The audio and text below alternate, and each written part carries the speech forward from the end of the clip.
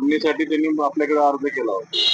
वीज कनेक्शन जोडलं आणि दुसऱ्या सेकंदाला तोडल्यानंतर मग हा प्रश्न उद्भवला की जे कोण ज्यांनी तुम्हाला तत्काळ आहे त्यांनी जे काही तुम्हाला तक्रार केली किंवा त्याच्या बाजूने आणखीन कोणी कुठल्या नेत्यांनी तुम्हाला तक्रार केली त्याच्यावर 5व्या मिनिटाला तो मीटर काढला. प्रश्न तिथं निर्माण झाले की मग रोहिदास सपकाळचं पण काढा ना, त्याचं बेकायदेशीर आहे. लक्षात आलं का? त्यांची मागणी रोहिदास सपकाळाचं काढा अशी नाही. यांची मागणी आहे की आम्हाला वीज कनेक्शन द्या.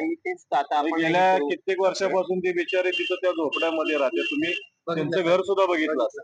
एवढ्या वाईट अवस्थेमध्ये तिथं राहते. आपण बघतोय साताऱ्यामध्ये एवढे अतिक्रमण आहेत, एवढी बाह्य लोक येऊन तिथं राहत आहेत, त्यांना बेकायदेशीर वीज कनेक्शन दिलेलं आहे आपण. मग तिथं तुम्ही लक्ष घालत नाही आणि ज्यांना खरोखर ज्यांना गरज आहे तिथं तुम्ही असं कुठल्या तरी नेत्याचं ऐकून तिथं तुम्ही वीज कनेक्शन तोडणी करताय, हे चुकीचं आहे.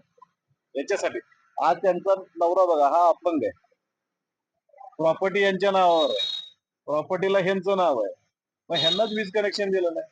म्हणजे जे कायदेशीर तुमच्या बाबीमध्ये सगळ्या गोष्टीमध्ये बसून सुद्धा त्यांना मीटर तुम्ही जोडून दिलेलं आहे.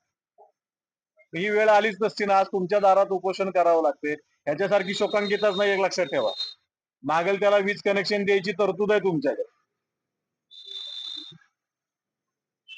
मग तुम्हाला अंडरटेकिंग वर लाईट जोडता येईल किंवा आपण काय करतोय आता की पूर्ण केस आम्ही आता सोमवारी आम्ही विधी अधिकारी जे आहेत आमचे त्यांच्याजवळ आम्ही पूर्ण बसणार आहे, डिस्कस करणार आहे. आणि जसं साहेबांनी आपल्याला सांगितलं त्याप्रमाणे आपण म्हणजे कसं आपल्याला यांना फेवर करता येईल त्याप्रमाणे आपण मार्ग काढणार आहे. कारण काय आम्हाला कोणालाच अंधारात ठेवायचं नाही. आम्हाला सगळ्यांना वीज पुरवठा द्यायचा आहे. म्हणजे जे काही डिस्प्यूट असेल ते त्यांच्या घरचे असेल, पर्सनल असेल जे काही, पण आम्हाला असं एक आमचा व्ह्यू आहे की सगळ्यांना वीज पुरवठा भेटला पाहिजे. पण त्याच्यात प्रत्येकाची जबाबदारी असतं की समजा माझं काही डिस्प्युटेड असेल तर ते मॅटर मी सॉल्व्ह करायला पाहिजे. नाही एमएससीबी येणार नाही किंवा हे याच्यात डिस्प्युटेड मॅटर सॉल्व्ह करायला एमएससीबी नाही आहे इथे, कोर्ट किंवा एमईआरसी आहे. म्हणजे तरतूद नाही अंडरटेकिंग वर तुम्हाला. अंडरटेकिंग वर देऊ शकतो, पण कंडिशन अशी आहे की त्या ग्राहकांनी तो मॅटर सॉल्व्ह करून द्यावा आम्हाला. एवढीच फक्त अपेक्षा आमची.